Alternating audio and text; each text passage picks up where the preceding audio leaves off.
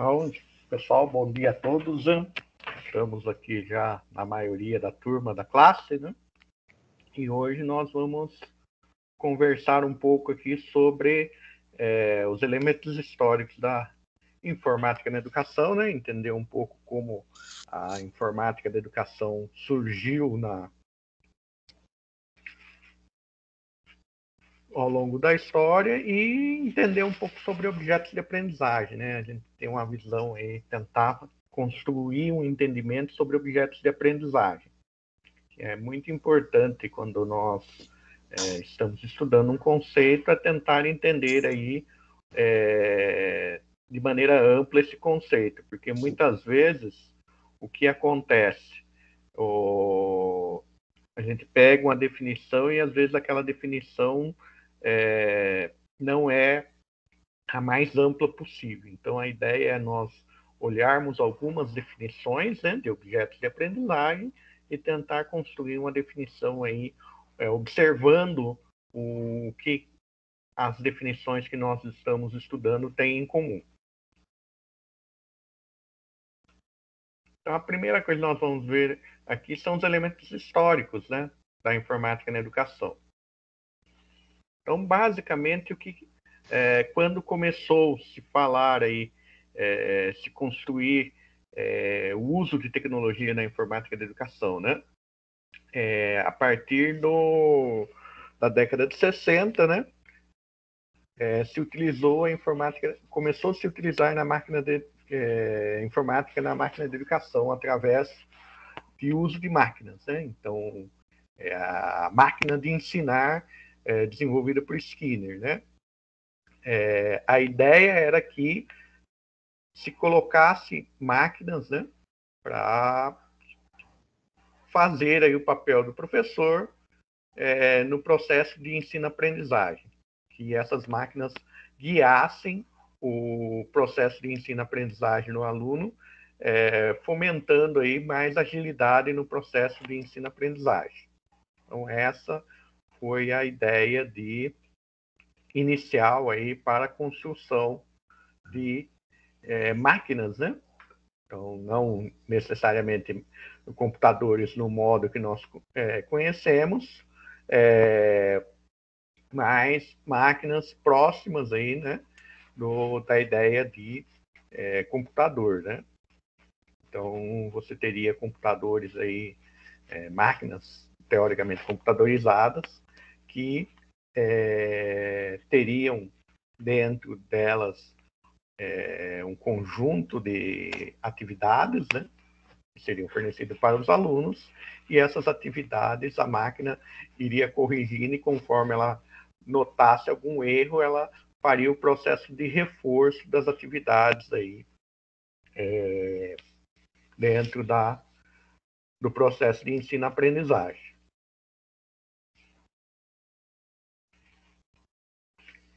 E o intuito era utilizar como ferramenta aí de formação profissional, né? Então, nos anos 60 existia uma necessidade muito grande de formação na indústria e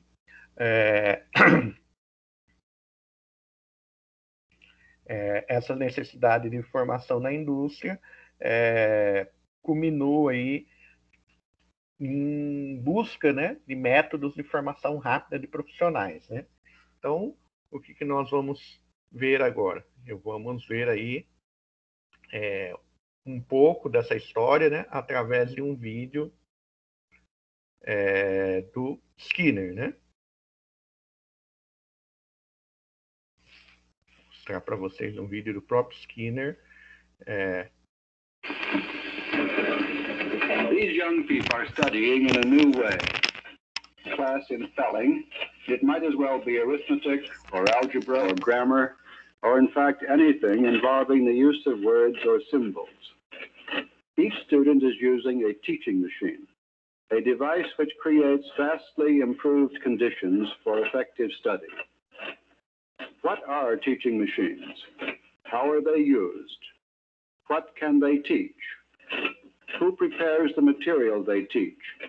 And how does this material differ from textbooks, lectures, and educational television? What impact will machine teaching have on school organization? Some of these questions can be answered in at least a preliminary way.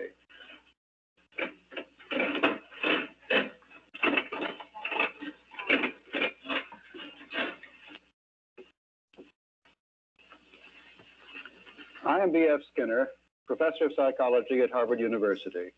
I should like to discuss some of the reasons why studying with the help of a teaching machine is often dramatically effective. With the machine you have just seen in use, the student sees a bit of text or other printed material in a window. This may be a sentence or two or an equation in arithmetic. Some small part is missing, and the student must supply it by writing on an exposed strip of paper. His response may be the answer to a question or the solution to a problem, but generally it is simply a symbol or word which completes the material he has just read. As soon as the student has written his response, he operates the machine and learns immediately whether he is right or wrong.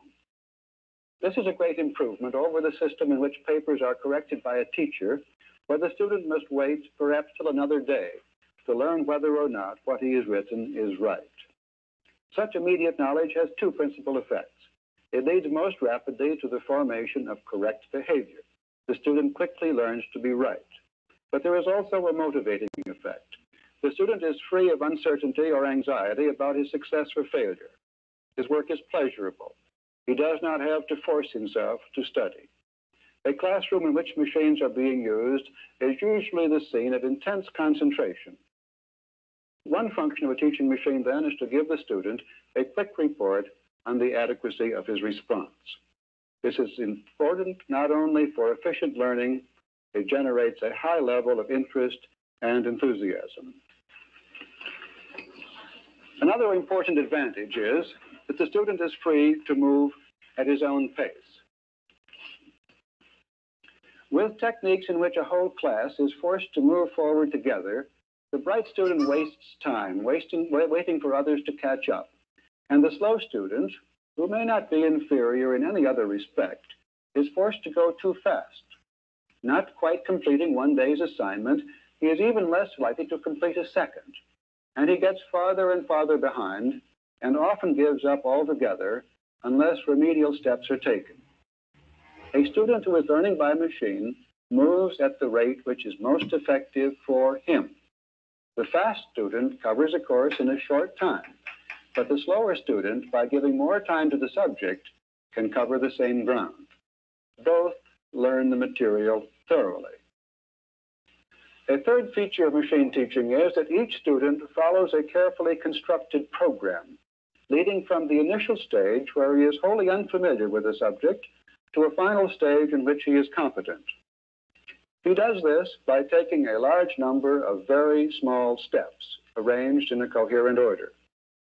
Each step is so small that he is almost certain to take it correctly. The material is designed to give the student as much help as possible. He is not in any sense being tested. Instead, helpful hints, suggestions, and prompts maximize the chances that he will be right.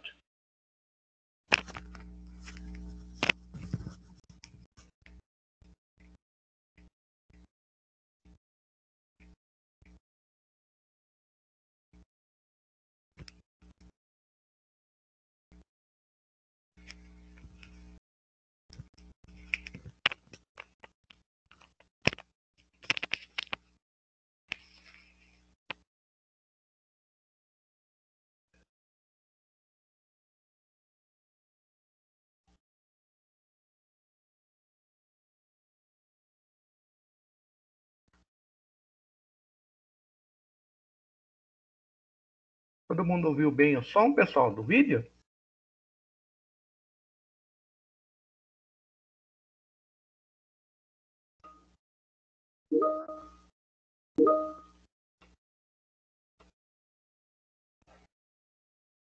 Beleza, então, basicamente, o que o Skinner se baseava? Ele se baseava em duas teorias, né? O comportamentalismo, né? O behaviorismo, que era baseado praticamente em reforço, né? Você reforçar aí o acerto, né? E punição quando o aluno errava. Então, a máquina ela trabalhava nesse sentido, usando essa lógica, né? Então, o aluno era apresentado a um determinado material, como nós vimos. Se o aluno acertasse, ele era premiado, e se ele errasse, ele era punido. Algo parecido com isso que nós vamos ver agora aqui.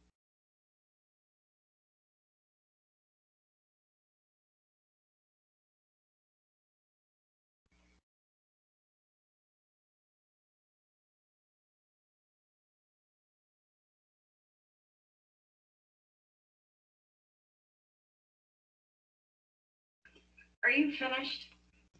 Well, thank you. How thoughtful. Would you like a chocolate? Yeah, sure. Thanks. Oh, sorry, Sheldon. I almost sat in your spot. Did you? I didn't notice. Have a chocolate. Thank you.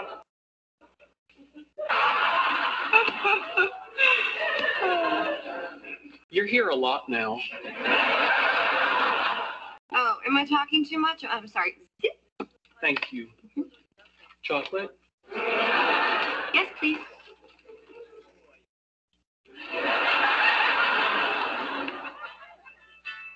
Oh, hey, Kim. Yeah, you know what? Hold on. Let me take this in the hall.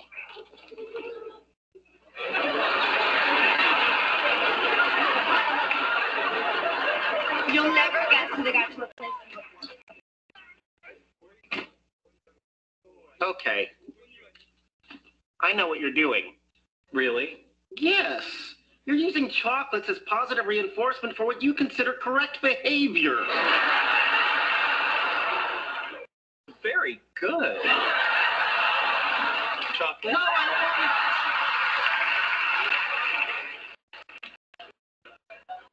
Sheldon, you can't train my girlfriend like a lab rat.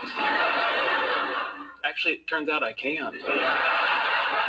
Well, you shouldn't.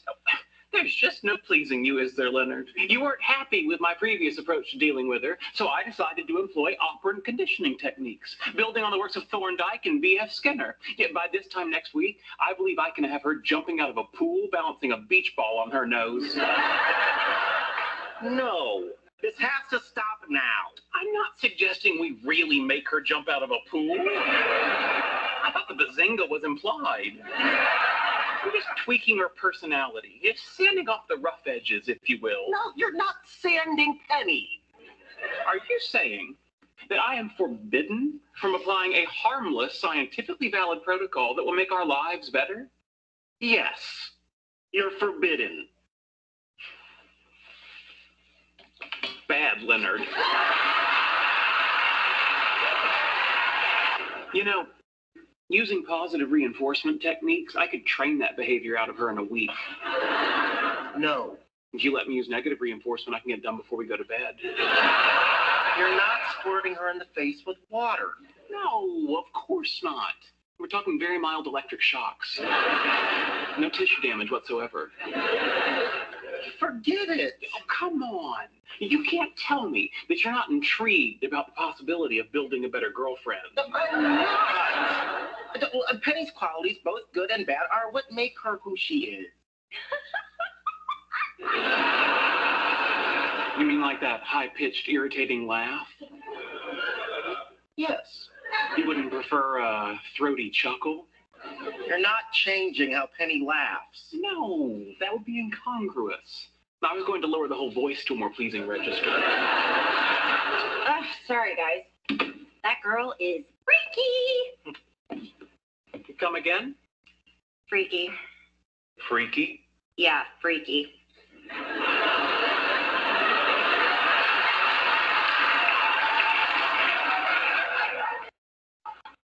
Have a chocolate. Thank you. Well, I'm going to make some warm milk and then turn in. I trust if you two are planning on engaging in amorous activities, you'll keep the decibel level to a minimum. Of course. Thank you. These are so good. Unbelievable. What? I was just thinking we should probably turn into...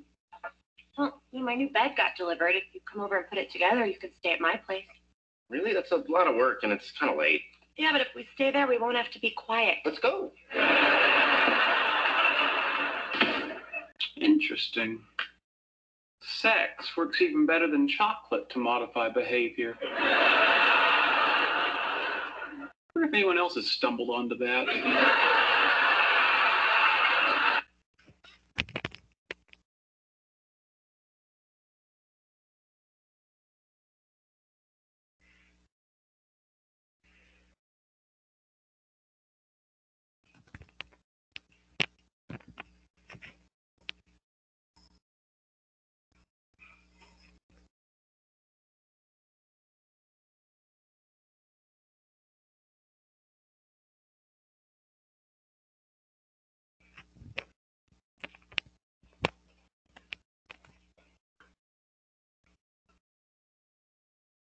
Então, brincadeiras à parte, a ideia do comportamentalismo é muito próxima do que foi mostrado aí no segundo vídeo, né?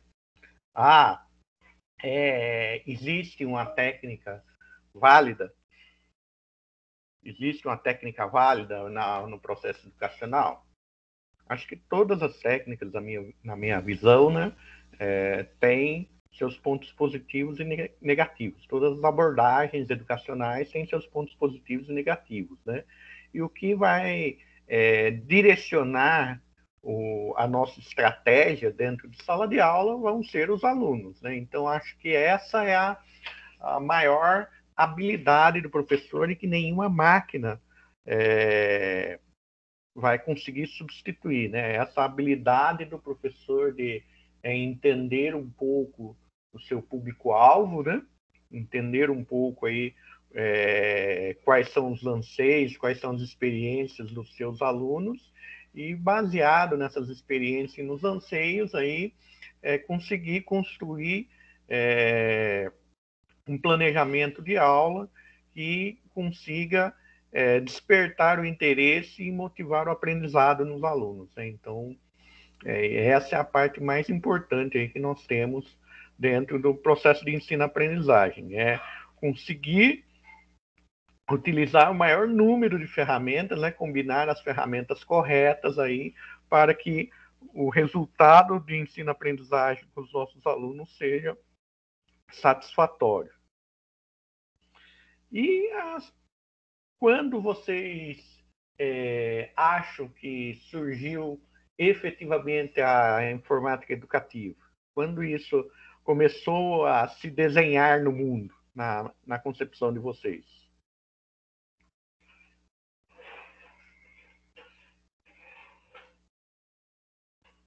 Nós vimos aí que o Skinner começou a dar o primeiro passo, né? Ele desenvolveu algumas teorias e desenvolveu equipamento aí baseado nas teorias, mas depois dele surgiram outras abordagens, né? E essas abordagens são muito utilizadas hoje em dia, né? Uma visão aí que deu base a muita coisa que existe hoje em dia. Então, vocês têm uma ideia de quando e quem, né?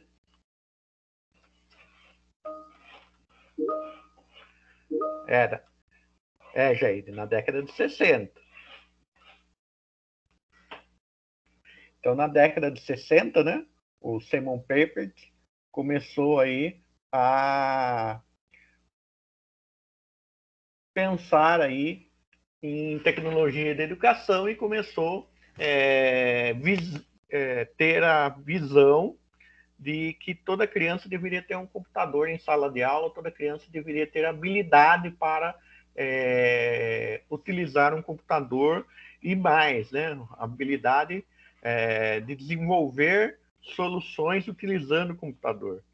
Tanto que, para isso, ele desenvolveu uma linguagem de programação chamada Logo, né? Que é uma linguagem que é base de muita coisa do que nós temos hoje em dia voltado para informática na educação. Então, por exemplo, o próprio Scratch é um trabalho desenvolvido pela equipe do Papert. A linguagem de programação em blocos utilizada no Scratch, que termina sendo utilizada em outras ferramentas, como a PP Inventor,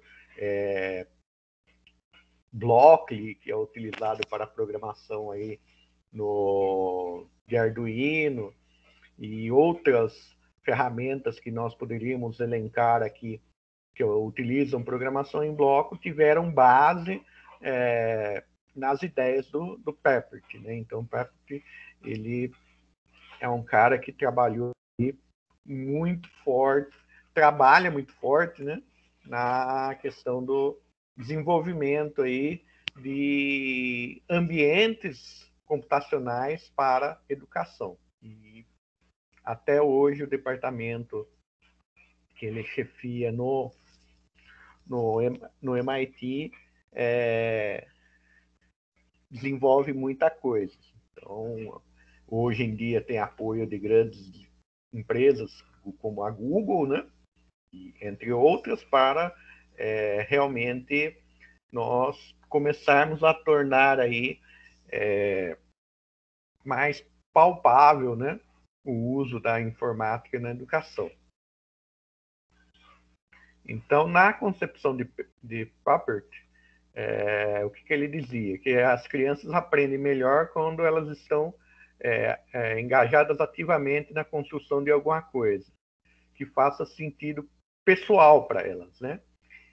Pode ser um poema, um robô, um castelo de areia ou um programa de computador.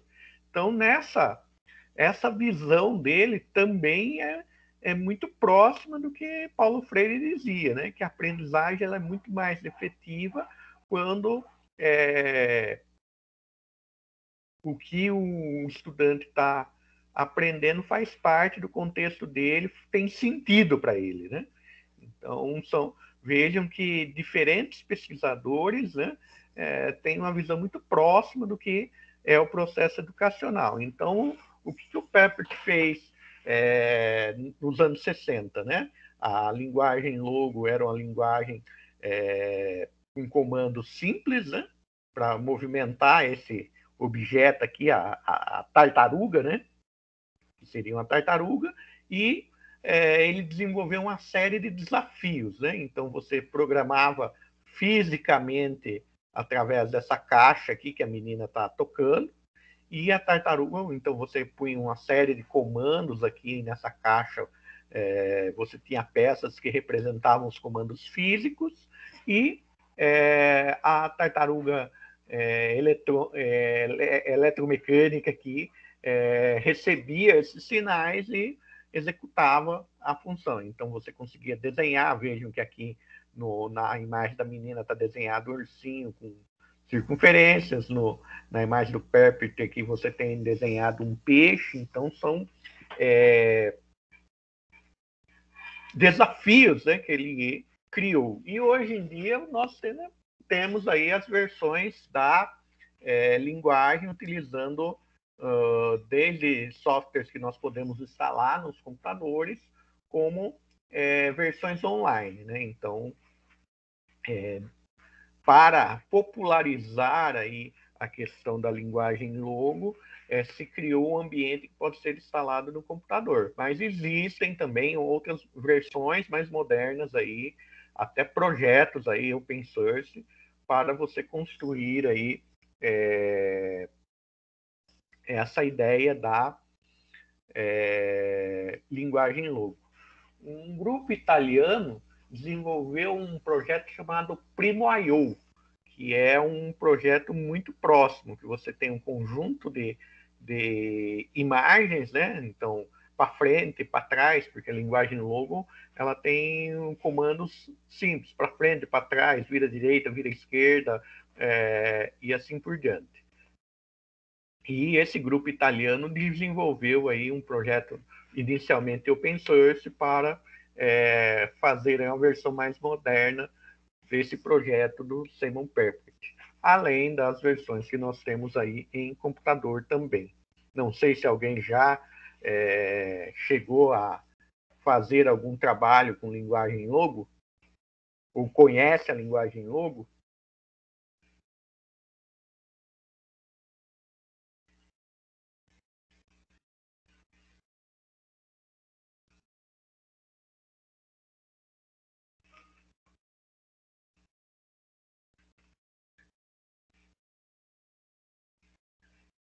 Se vocês olharem o Scratch também, tem um ambiente chamado Scratch, vocês vão ver que o Scratch também é uma evolução da linguagem Logo.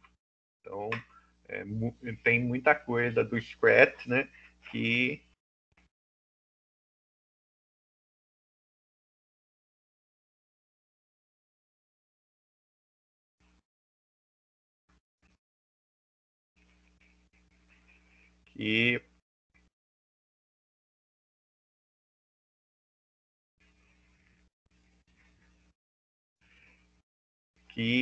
reflete aí a linguagem Logo.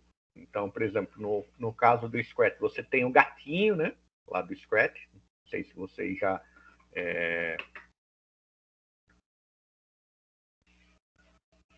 viram o Scratch. Você tem um gatinho e você pode fazer o gatinho se movimentar, fazer uma série de operações com o gatinho lá do Scratch. E o Scratch, pessoal, hoje tem usado para muita coisa, não só para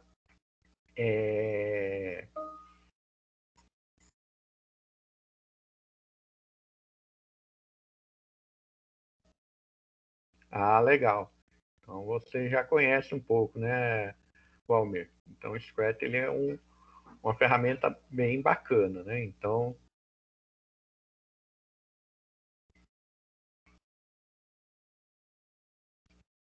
vou até compartilhar a tela para vocês aqui para mostrar aqui o ambiente online do Scratch, né?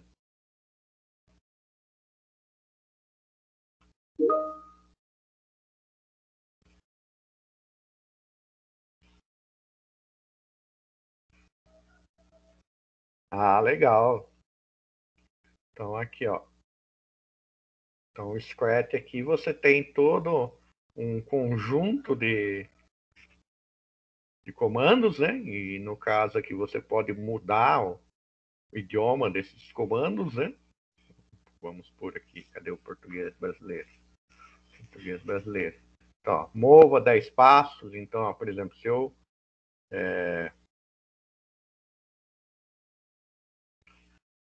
puser aqui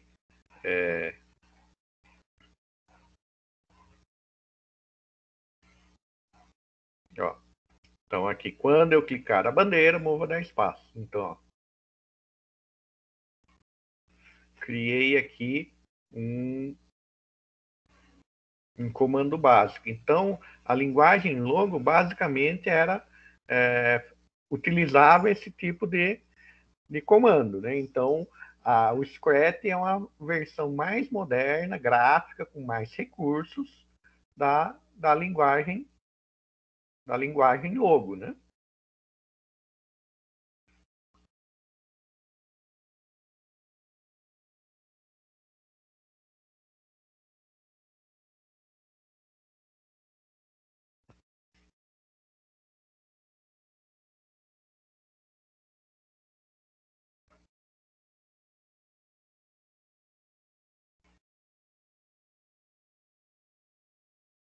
Então, o que aconteceu? Aí já começou a se ter uma visão mais comercial do negócio, né? Então, várias empresas aí que trabalhavam no desenvolvimento de hardware começaram a visualizar as instituições de ensino como um futuro mercado, né? Um mercado promissor, e começaram a desenvolver alguns hardwares, né? Voltados especificamente aí para a informática da educação. A própria Apple, além de hardware, desenvolveu softwares também voltados para informática na educação no final dos anos 70, né? E nesse meio tempo, né, como nós sabemos que todas as políticas, né, públicas terminam sendo incentivadas pelos movimentos do mercado, vários países começaram a desenvolver aí projetos, né, que visavam colocar computadores aí dentro do ambiente escolar e também de modo mais forte, outros de modo não tão eficiente, desenvolver capacitação para professores, né? Então, em muitos casos, né, principalmente aqui no Brasil, nós presenciamos muito, principalmente no começo dos anos 2000, a compra de inúmeros equipamentos para utilização de informática na educação, mas não necessariamente a capacitação dos professores para a utilização desses equipamentos. Muitas vezes, o equipamento chegava nas escolas, ficava ou encaixotado ou em ambientes fechados, né, onde muito de vez em quando o professor terminava tendo algum acesso. Você não tinha uma equipe especializada para a manutenção desses espaços, né? E, consequentemente, o que acontecia a partir do momento que esses computadores começavam a necessitar de manutenção, ficavam lá parados, sendo que, no fundo, isso muitas vezes acontece até hoje, né? Então, muitas escolas aí nós vemos que os espaços aí, os laboratórios de informática terminam ficando subutilizados, né? Ou mal conservados. Outra coisa que nós percebemos também é a questão de assim, não se pensar exatamente como se ia colocar informática na educação. Meio que surgia assim, informática na educação, seus problemas acabaram. Então é complexo, né? Porque você tem que ter todo um planejamento aí para usar uma tecnologia dentro da educação para que isso não seja simplesmente um acessório sem utilidade prática no processo de ensino-aprendizagem. Então, aqui a Apple desenvolveu o Apple II, né? O Apple II foi o primeiro computador que a Apple colocou dentro das escolas. Ela disponibilizava também aí um conjunto de software de jogos educativos, né, que foram entregues, né? Nós temos aqui outros equipamentos também que foram desenvolvidos aí para a utilização dentro do ambiente educacional. Muitas vezes, apesar das inúmeras possibilidades que esses equipamentos geravam, eles não terminavam efetivamente gerando um resultado prático na aprendizagem do aluno, né? E como nós vimos lá no vídeo da primeira aula, o que realmente gera um resultado prático na aprendizagem do aluno é entender aí o modo como ele visualiza as informações, o modo como ele captura as informações e o modo como ele transforma essa informação em conhecimento. Então, não necessariamente você pôr tecnologia, colocar equipamentos aí dentro de sala de aula vai melhorar aí a performance do seu aluno. Então, é algo que sempre surge aí como a resolução, né, dos problemas educacionais, aí a tábua da salvação, mas não necessariamente isso é verdade.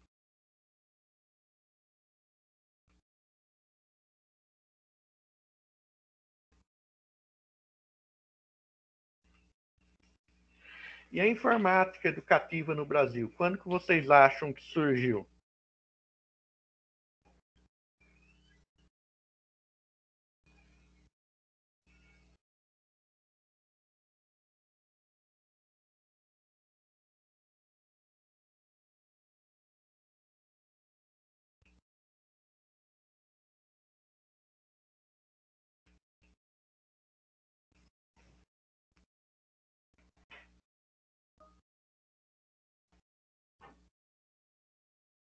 anos 80.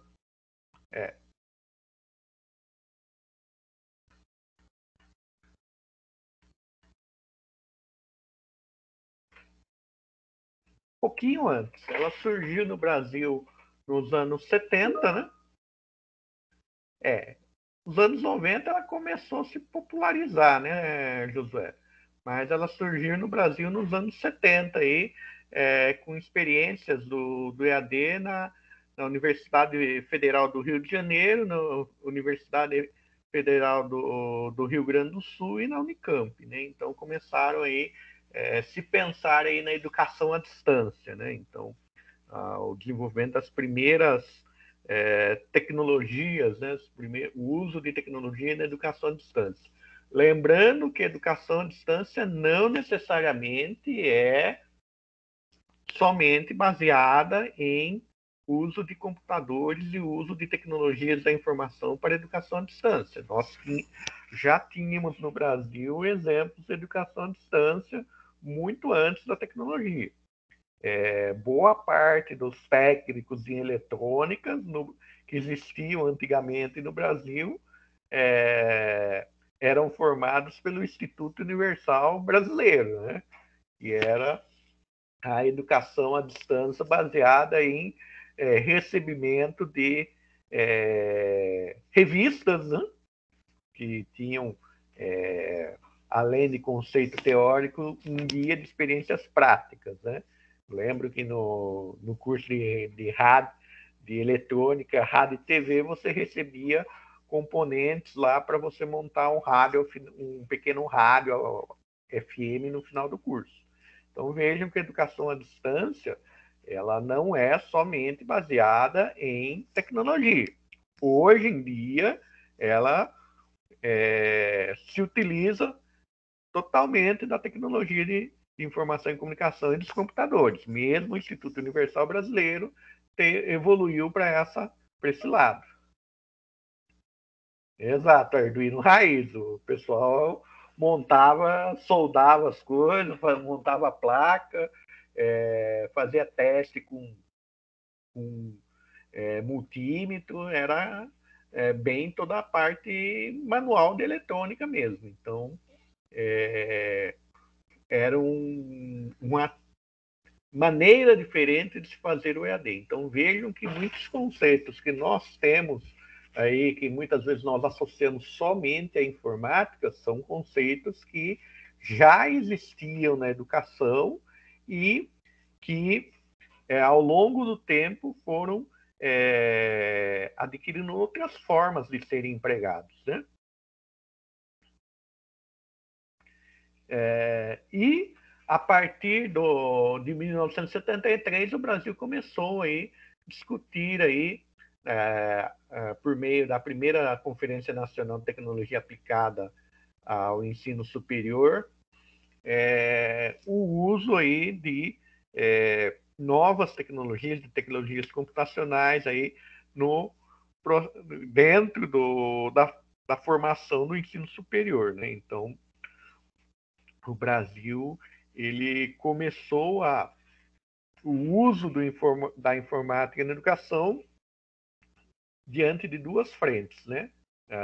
Do EAD, e o EAD muitas vezes como cursos complementares, né? Então como cursos de extensão ou algum curso que complementasse a formação do aluno da universidade e a partir disso começou a se discutir como isso seria utilizado na formação no ensino superior.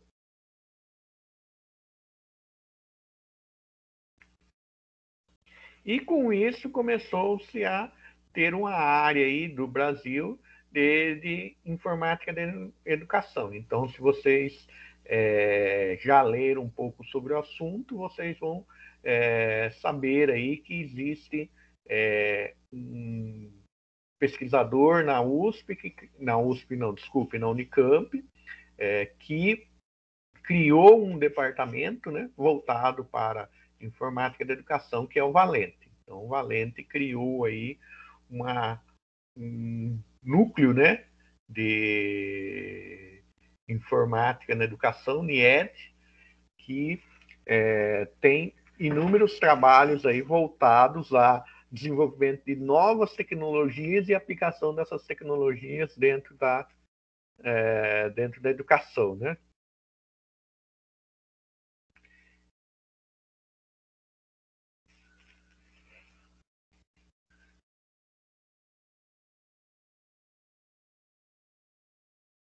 E começaram também a surgir as políticas públicas, né? Então, com base aí no que se discutia na universidade, começou-se a criar as primeiras políticas públicas, né? Sendo que o Programa de Informática na Educação Brasileira foi um dos primeiros marcos, né? De uma política pública de informática na educação, né? E esse marco surgiu a partir dos primeiros seminários de informática de educação, né?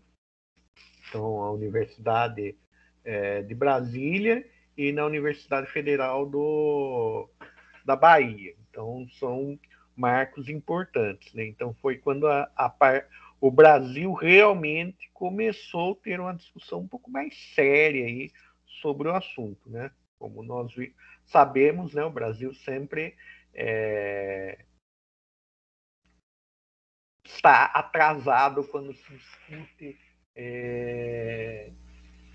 educação e tecnologia, né? E isso nos custa muito caro. O Brasil, se ele quer realmente começar a ter outro direcionamento, ele teria que ter um debate mais sério aí sobre o desenvolvimento de tecnologia, o desenvolvimento de pesquisa, realmente o que é qualidade de ensino, porque, infelizmente, as políticas que foram sendo implementadas ao longo do tempo aí, visam somente números, né? Então, o que a gente percebe que o pessoal olha para avaliar um curso, principalmente em alguns estados, igual o estado de São Paulo, o número de entrada de alunos e o número de saída, né? Então, eu já trabalhei em ETEC, né? Já fui professor em ETEC. O que o Santo Paulo Souza terminava avaliando para manter um curso ou para extinguir um curso ou para abrir um curso? A demanda de entrada e a demanda de saída. Não avaliava se realmente esse profissional, esse aluno, um futuro profissional na área técnica, ele tinha realmente conhecimento da área. Então, muitas vezes, até por políticas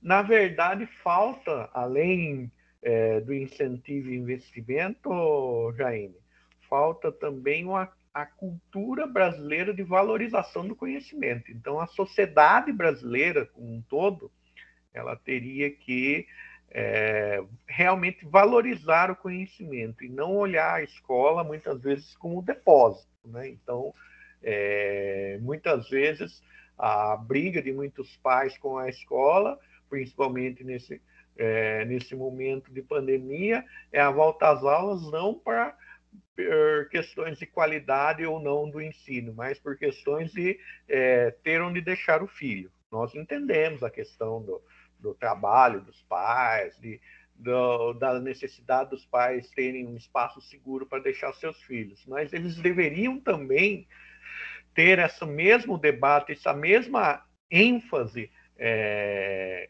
na hora de analisar. Realmente meu filho está aprendendo?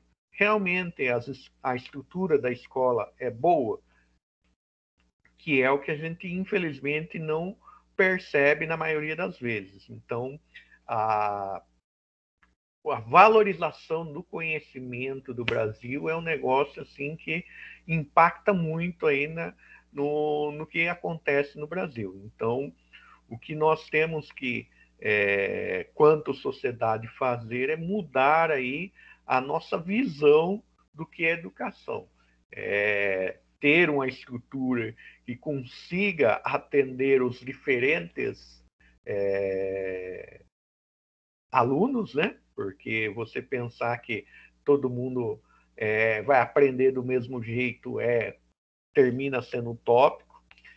E entendendo essas diferentes maneiras que o aluno aprende, oferecer oportunidades para que ele realmente construa conhecimento. E, por outro lado, também, a sociedade brasileira ela tem que valorizar o conhecimento e incentivar o que o aluno busque aí a construção do conhecimento. Aquilo que eu sempre comento com os colegas aí no IF, que o processo de ensino-aprendizagem é um processo que envolve vários atores. Principalmente quando nós falamos aí de ensino fundamental e médio, ele envolve o ator equipe pedagógica, né, da escola, então professores e todos os profissionais aí que dão suporte ao processo de ensino-aprendizagem dentro da escola, o aluno e a família, né? Se um desses atores não tiver fortemente envolvido no processo, nós não vamos ter aí grande sucesso dentro desse processo. E, infelizmente, é uma coisa que acontece muito aí.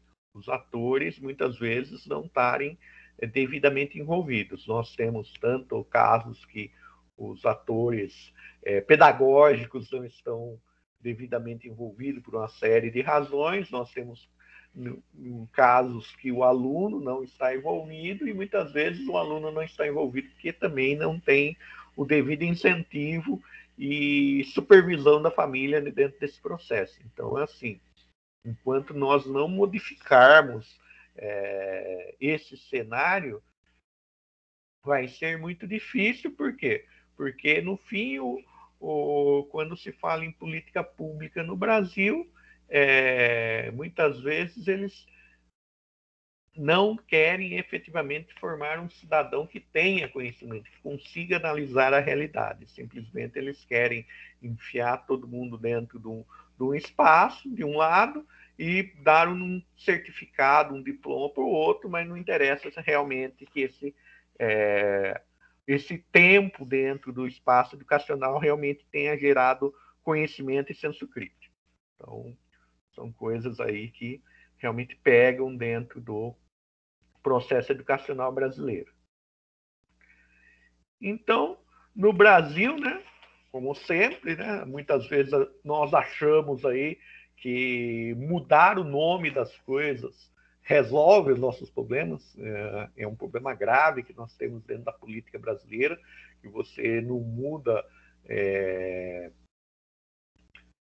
conceitos errados, né, dentro das políticas públicas, você muda o nome, ou quando você tem uma política pública que precisa ter ajustes entre o próximo político eleito, joga tudo fora e começa outra coisa do zero. Então nós ficamos toda hora começando coisas do zero ou simplesmente pegando coisas que não funcionam e mudando o nome. Então o Brasil já teve aí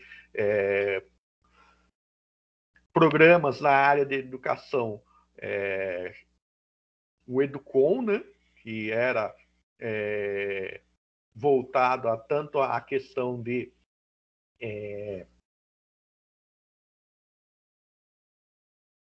utilizar, disponibilizar computadores na escola, infraestrutura de internet, como uma visão inicial, né? Visão inicial de formação de professores. Além de construção de softwares, né, adaptados à realidade brasileira, ou buscar softwares que já existissem no mundo e adaptar à realidade brasileira. O Formar já tinha uma visão de realmente fornecer uma formação para professores, né, para o uso aí de informática da educação, e o Proninf e o Proinfo também tem essa visão aí de formação de professores e também aí de fornecimento de equipamento. levando em consideração que a formação de professores nem sempre foi discutida profundamente, né? Toda a formação de professores que termina existindo aí de modo mais disseminado aí termina sendo a formação dentro do letramento digital. O que seria o letramento digital? Você aprender ligar o computador, aprender a usar os softwares básicos de escritório, o Office, né, no caso, aprender a mandar um e-mail. Então sempre se voltou muito aí para esse letramento digital e muitas vezes aí apresentar alguns softwares educativos, né? Mas nunca se debateu sinceramente como usar o computador aí, dentro de um planejamento didático, né? Então, sempre a dor de muitos professores que nós encontramos aí, conversamos sobre o assunto, realmente dar uma direção, ajudar a pensar o uso do computador como uma tecnologia auxiliar aí no processo de ensino-aprendizagem de cada área, né? Então, isso termina impactando muito aí na questão do uso do computador na educação, né?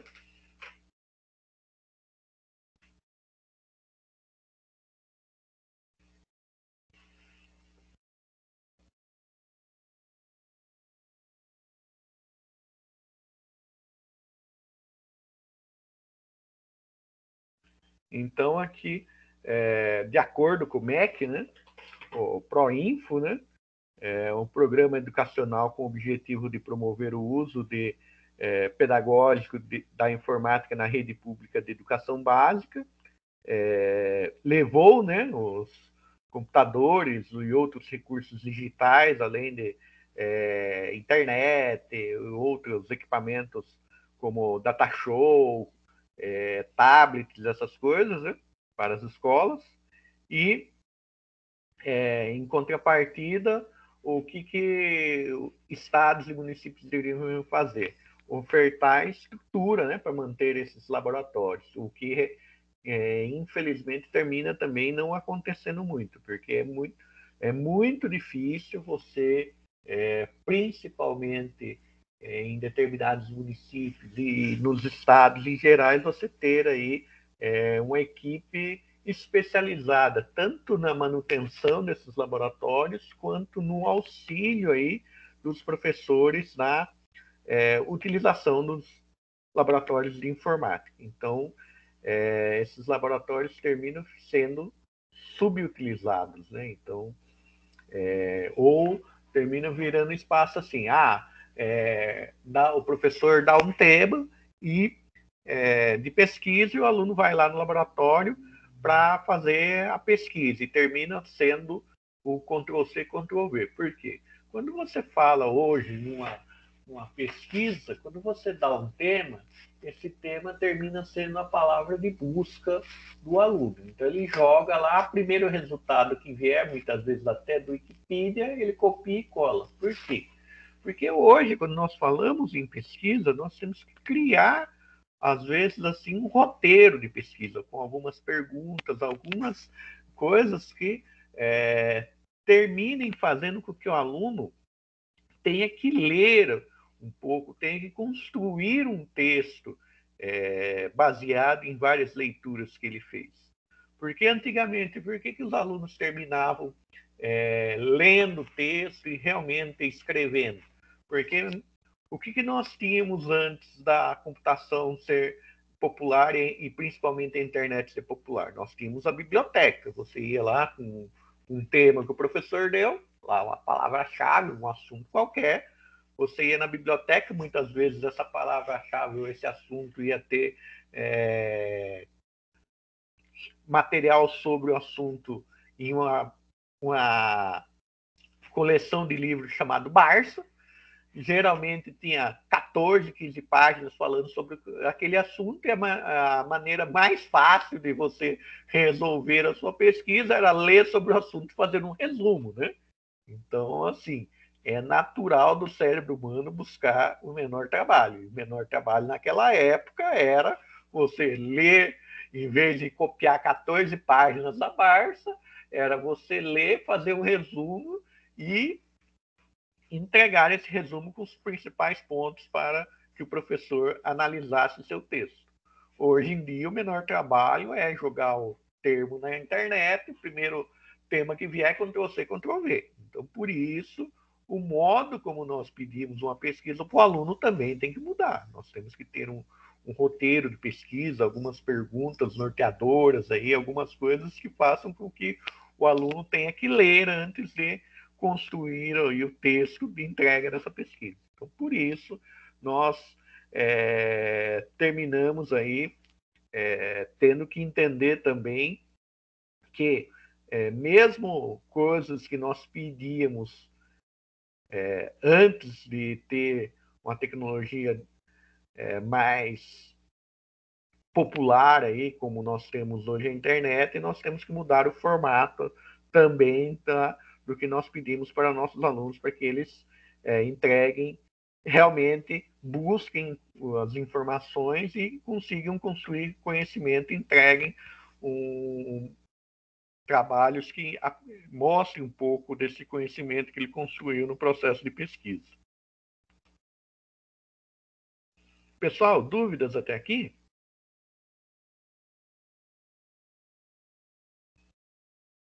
Tudo tranquilo por enquanto.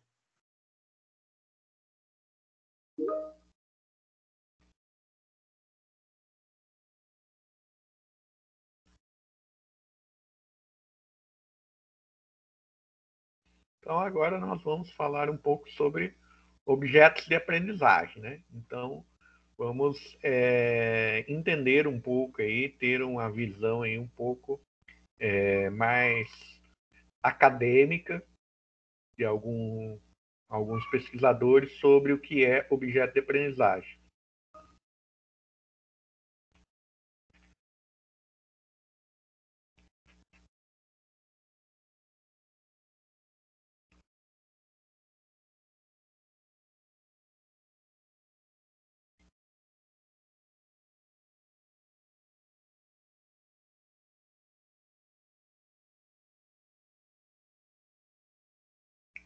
Mas na questão desse site que você está falando, você usar uma ideia aí de construção de conhecimento compartilhado, Caio? Você usar essa técnica aí na hora de construir pesquisa? Ou como que você... Na verdade, existem alguns sites você onde enxerga você... isso? Na verdade, existem alguns sites onde você vai e posta a questão e espera alguém responder. Como se fosse o Yahoo, o antigo Yahoo Respostas.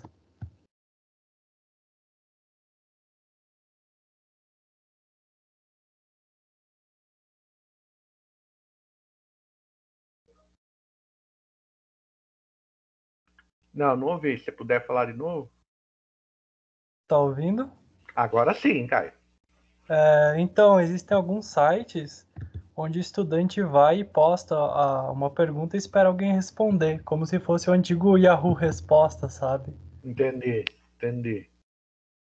Então, em vez de ele realmente pesquisar e construir o conhecimento dele, ele terceiriza isso, né? Sim, eu não duvidaria que alguém fizesse isso, né? Ah, sim, mas aí volta naquela discussão que nós fizemos, né?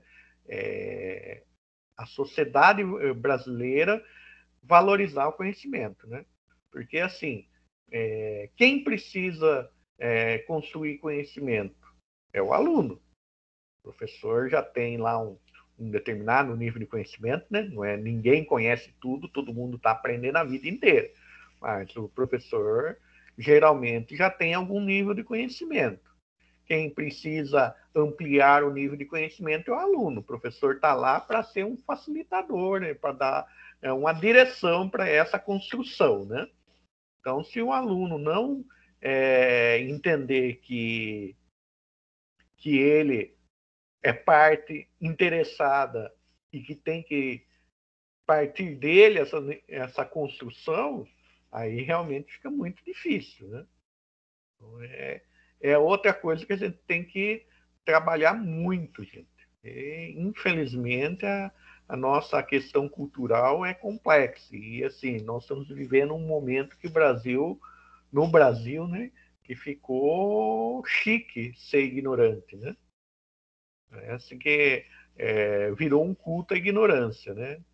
Xingar alguém, falar que essa pessoa tem conhecimento. Quando essa pessoa tenta expor e fazer uma análise de uma determinada situação, termina sendo execrada, né? Então é um momento muito difícil para nós, esse momento brasileiro, né?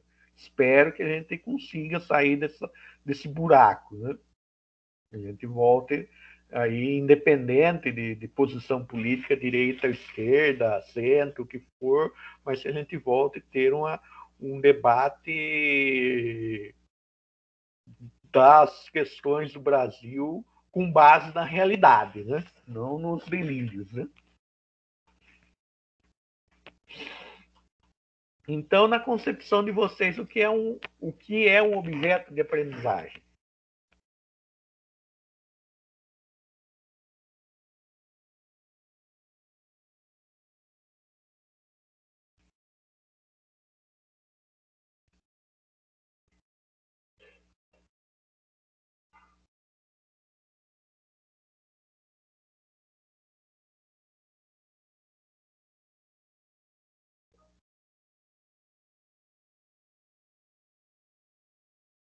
Meio que facilita o ensino, pode ser aí uma concepção de objeto de aprendizagem.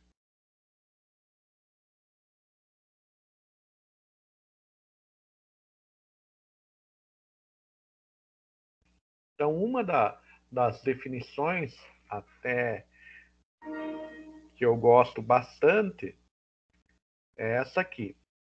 Qualquer entidade digital ou não que possa ser usada, reutilizada ou referenciada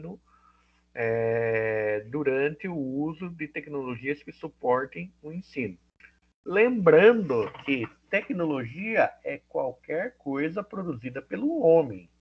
Nós temos, às vezes, o hábito de ligar a palavra tecnologia à computação, à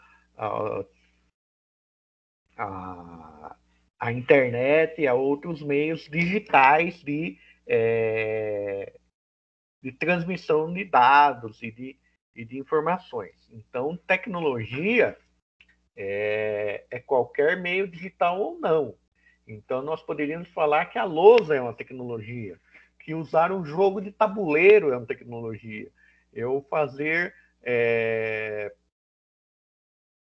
mostrar fotos de um determinado local quando eu quero ilustrar alguma coisa que eu estou explicando sobre aquele local é uma tecnologia. Então, vejam que quando nós falamos aí de tecnologia, é muito mais do que simplesmente computador. Eu pôr um globo terrestre, aqueles globos que a gente tinha, um mapa mundi, aquilo lá são tecnologias que podem ser usadas, reutilizadas ou referenciadas durante o processo de ensino, né? Então, eu posso colocar isso dentro de um roteiro de aula, posso passar esse roteiro de aula para as outras pessoas, esse roteiro de aula pode fazer parte do meu plano de curso, então, isso é um objeto de aprendizagem. Então, nós temos aí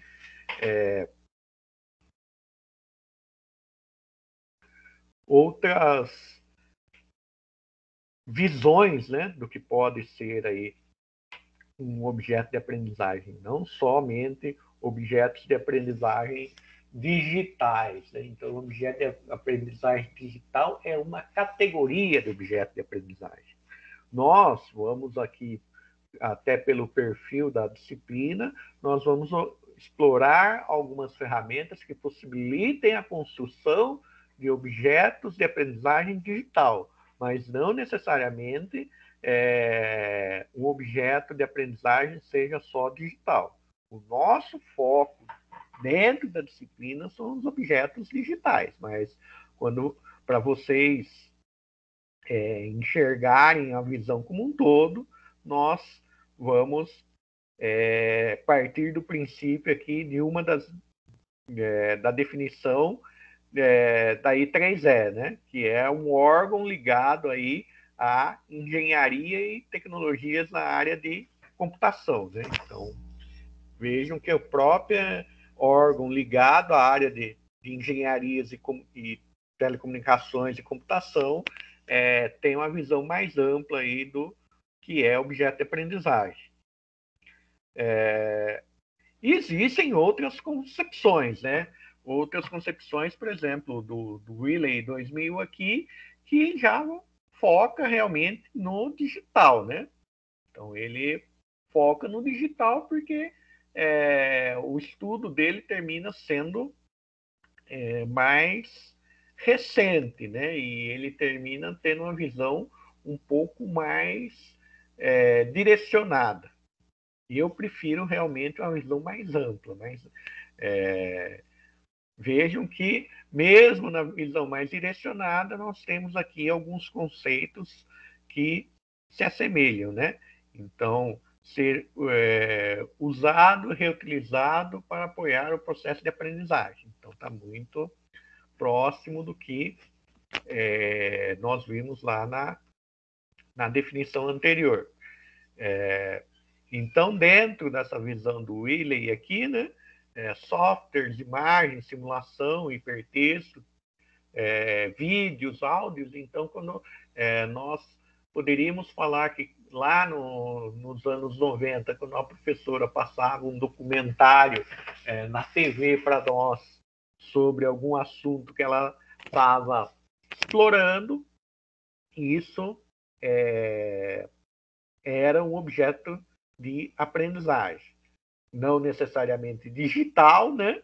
Mas era um objeto de aprendizagem. Minha mãe era professora de biologia e toda vez que passava um Globo Repórter, algum documentário com algo da área de biologia que ela abordava com os alunos, ela terminava gravando e passando para os alunos como ilustração do que ela estava explicando. Às vezes ela comprava, vinha aqueles vendedores na escola que traziam aquelas coleções de vídeos, né? Sobre um determinado assunto ela comprava, e antes disso, no começo dos anos 80, ela utilizava o retroprojetor de 35mm para,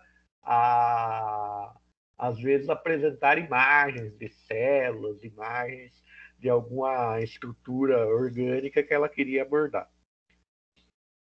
Outra conceituação, né, que nós temos também, de componentes unidades digitais catalogadas e disponibilizadas em um repositório na internet para serem reutilizadas, né? Então, nós temos aí vários espaços, né? Então, vários sites, né? Sejam eles mantidos por universidades, por instituições como ministérios da educação, que disponibilizam objetos de aprendizagem para serem utilizados no contexto de ensino-aprendizagem. Quando você vai produzir um objeto de aprendizagem, você tem lá que gerar um documento, além do objeto de aprendizagem em si, quando você vai colocar esse objeto de aprendizagem no repositório, você tem associado a esse objeto de aprendizagem um metadado, né? Então, o que é metadado? O metadado é um dado que descreve seus dados. Então, no caso, o metadado de objeto de aprendizagem é um documento, é um conjunto de dados que descrevem o seu objeto de aprendizagem, que dizem qual qual tipo de mídia que é o seu objeto de aprendizagem, qual assunto ele está abordando, em que contexto ele pode ser utilizado. Então, você constrói aí um conjunto de dados sobre o seu objeto para que quem for consultar esses portais, né, de hospedagem de objetos de aprendizagem, tenha uma possibilidade aí de localizar algum objeto que possa ser utilizado no contexto da aula que você deseja dar. Vocês já chegaram a consultar algum repositório de objeto de aprendizagem de física?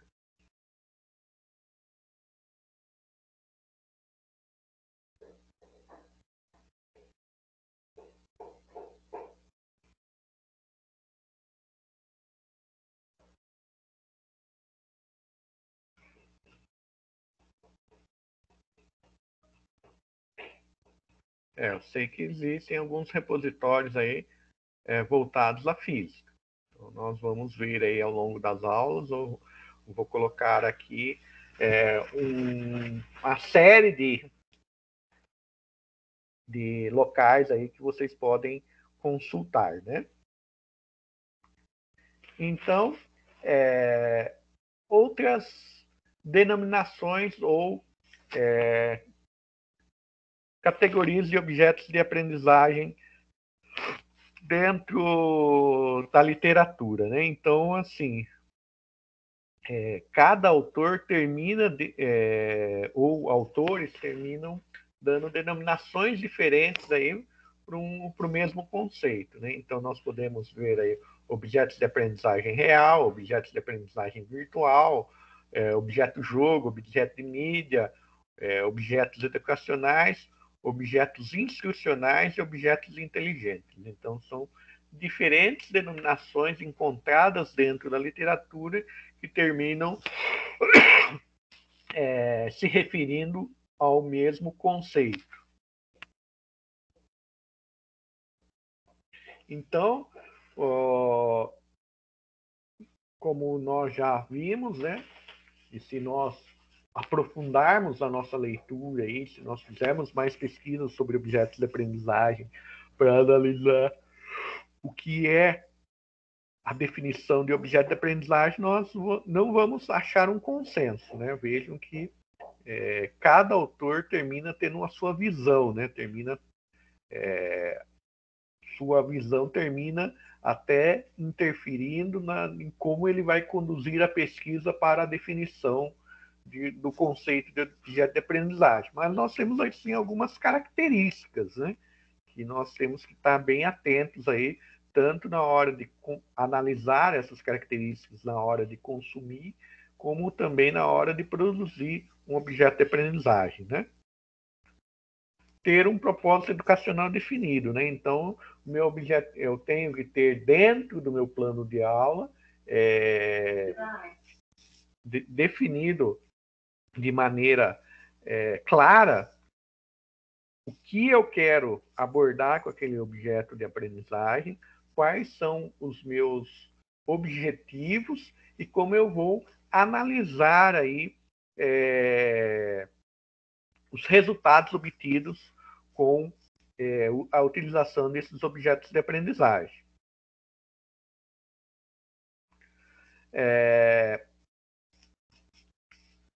O meu objeto de aprendizagem ele tem que fazer sentido por si só para abordar aquele conceito. Se não ficar muito claro para o aluno o que eu estou querendo abordar, ou eu não conseguir fechar a ideia do que eu estou abordando dentro desse objeto de aprendizagem, também é um objeto de aprendizagem que não tem muita eficiência aí no processo. Então, ele termina ficando como algo decorativo, né?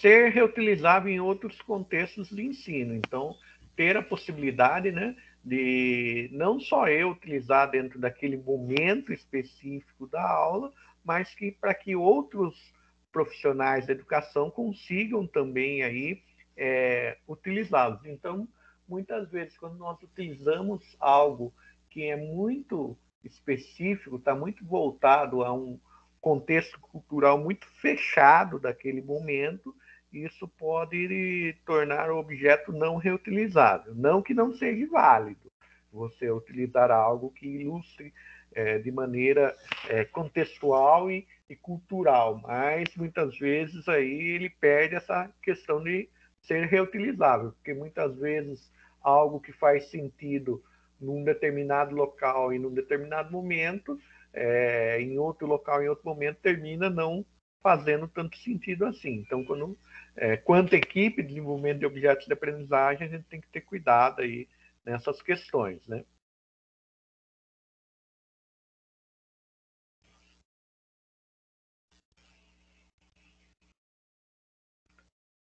Então, segundo a pesquisa aí do Braga, né, 2012, os objetos de aprendizagem devem ter aí algumas características que favoreçam o reuso, né? Então, habilidades didático-pedagógicas, né? Então, nesse contexto, o que nós vamos ter aí, né? Deve ser capaz de mostrar para o aluno o objetivo da aprendizagem que se propõe, também fornecer um feedback suficiente. Então, assim, ficar claro para o aluno o que ele vai abordar e dar feedback para o aluno qual foi o desempenho dele dentro daquele objeto, né?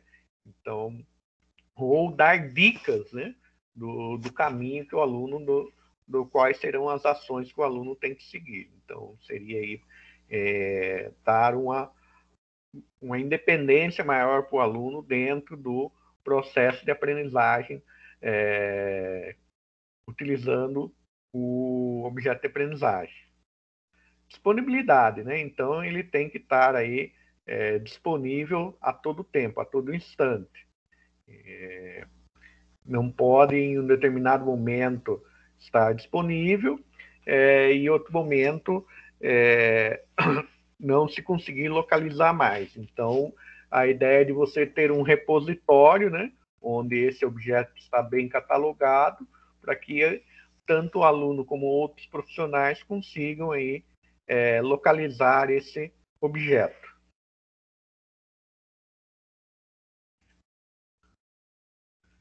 Acessibilidade. Aqui nós vamos falar da questão que um objeto de aprendizagem ele tem que ter a possibilidade de ser acessado de diferentes dispositivos, né?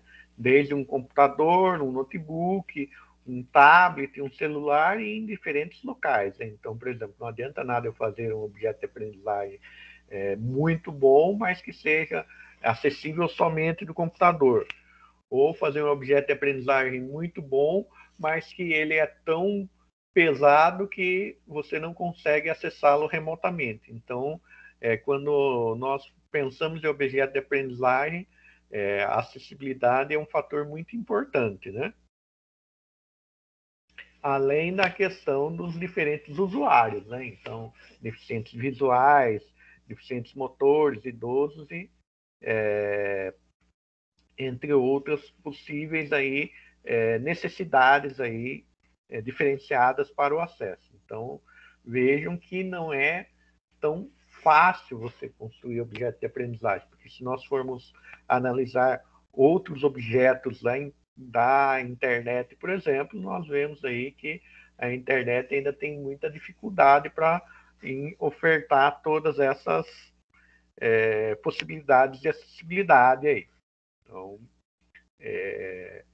a acessibilidade ainda é uma missão bastante complexa aí no processo de desenvolvimento, não só de objetos de aprendizagem, mas de qualquer elemento aí da internet. Precisão, né? As informações têm que estar corretas, né? E apresentar resultados sempre dentro do esperado e funcionar de maneira adequada para que não ocorra dúvidas, né? Em vez de você gerar conhecimento, você termina gerando mais dúvidas no seu aluno.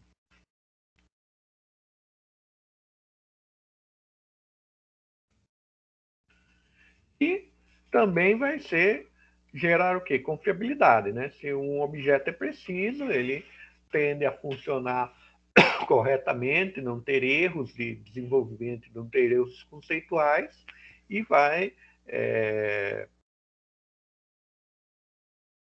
gerar confiabilidade. Além disso, você também não pode ter erros aí conceituais dentro desse objeto, né?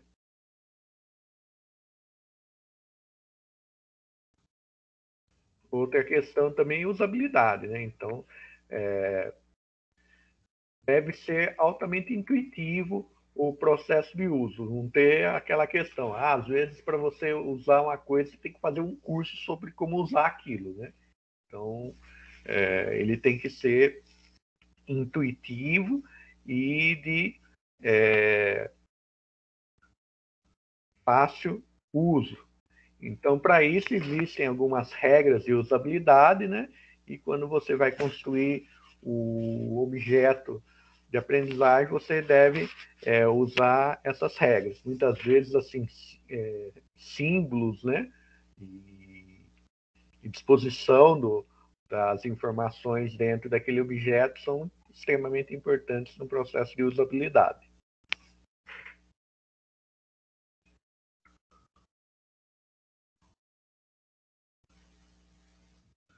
Portabilidade, né? Então, a portabilidade também tem aí a ver com a questão de você conseguir funcionar em diferentes dispositivos, diferentes sistemas operacionais, além de diferentes ambientes virtuais de aprendizagem, né? Então, por exemplo, um objeto de aprendizagem é possível ser usado diretamente num repositório. Esse objeto de aprendizagem, além de ser utilizado diretamente no repositório, poder aí embuti-lo dentro do ambiente virtual de aprendizagem tipo Moodle ou o Classroom, e esse mesmo ele estando dentro desses ambientes de funcionar de maneira correta, além de funcionar nos diferentes dispositivos aí existentes no mercado.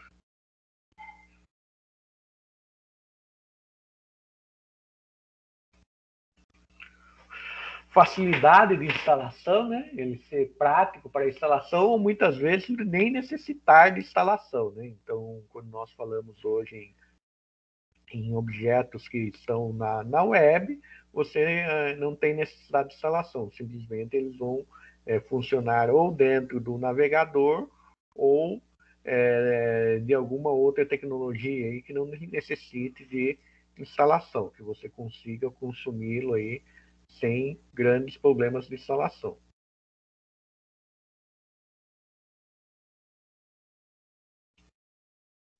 Interoperabilidade, né? Então, interoperabilidade seria a possibilidade de você exportar os dados desse objeto para diferentes sistemas, né? Então, você usa esse objeto dentro do ambiente igual Moodle e você consegue fazer com que os dados desse objeto sejam repassados para o Moodle ou para outras ferramentas para que você consiga fazer análise dos dados gerados aí pela experiência de uso dos seus alunos, né?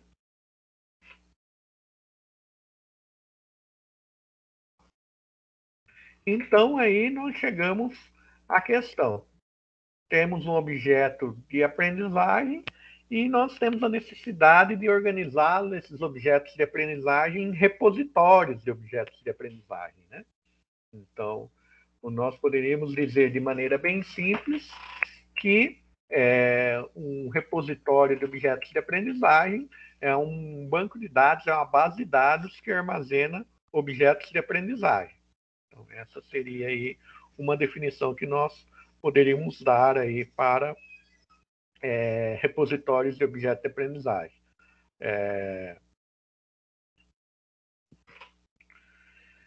Só que nós também temos que ter a capacidade de gerenciar e manter esses objetos de aprendizagem por um longo período de tempo. Então, isso aí seria uma outra definição, uma outra meta aí de um repositório de objetos de aprendizagem, né? Fazer o gerenciamento e a manutenção desses objetos aí ao longo do tempo, né? Outra questão também que nós poderíamos pensar aí que repositório de objetos de aprendizagem pode ser uma coleção de recursos, né, armazenados, né, que possibilitem a utilização de ferramentas de pesquisa dentro desse repositório, né, dessa coleção, para que eu consiga utilizá-los aí ao longo do tempo, né.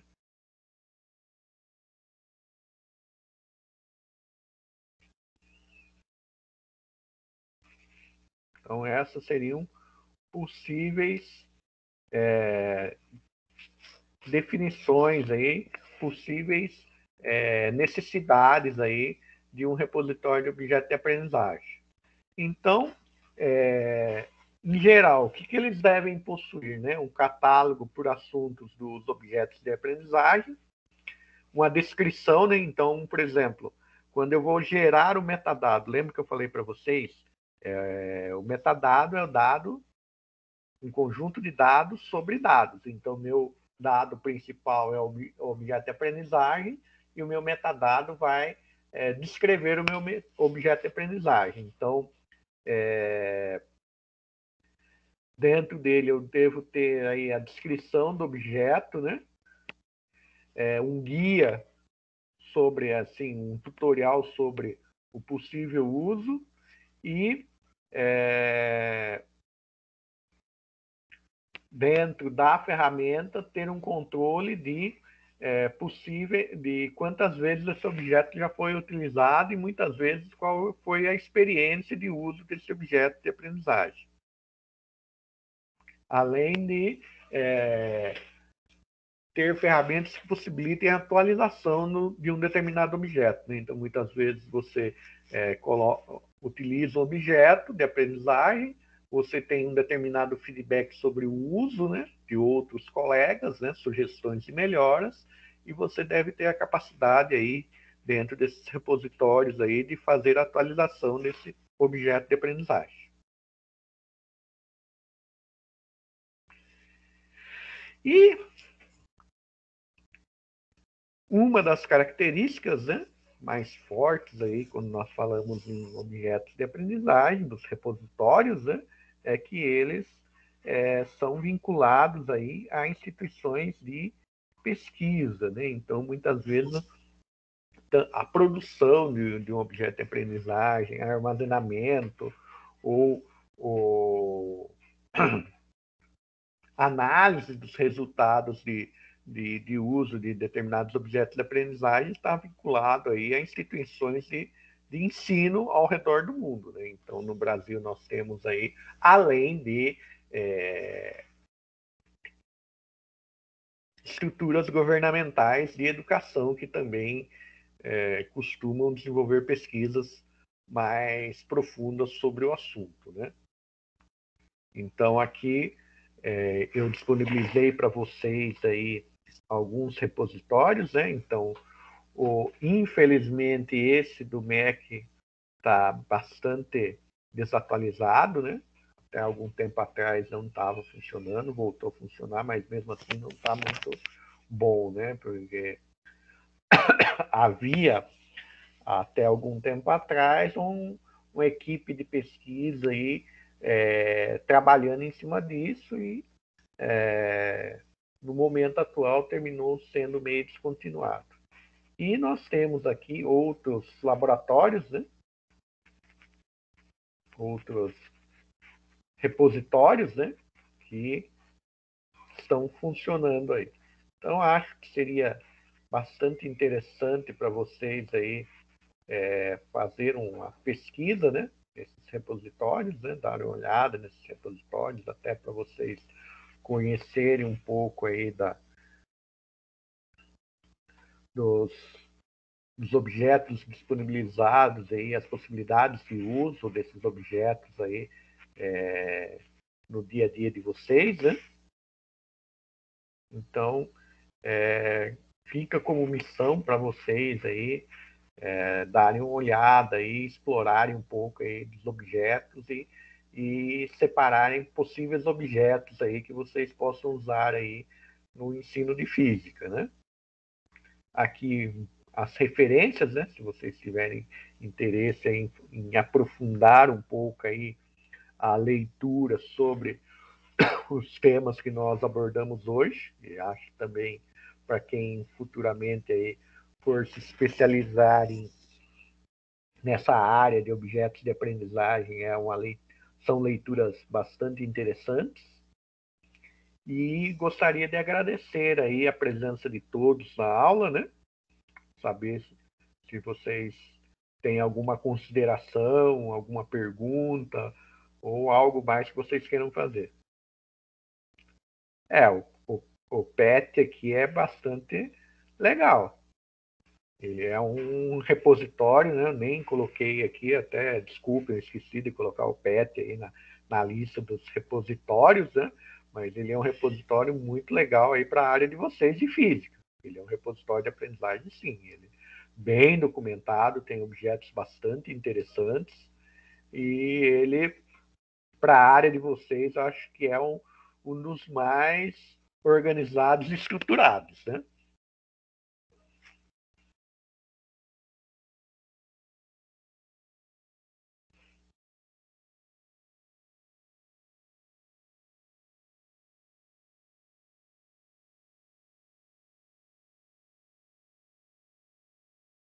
Ele separado por temas, né? O PET é separado por temas, né? Já vi várias. Você consegue aí pegar aí temas como o movimento aí, tem várias coisas na área de movimento, na área de elétrica, acho muito legal ele. Realmente ele é na área de vocês, acho que ele é um melhor, né? Não sei se ele tem, nunca cheguei a explorar em outros assuntos, mas na área de física eu já vi algumas coisas, ele é bem legal. Ele tem sim como explorar bastante ele, porque vários professores já usaram em sala de aula com a gente. Ah, legal. Bom saber.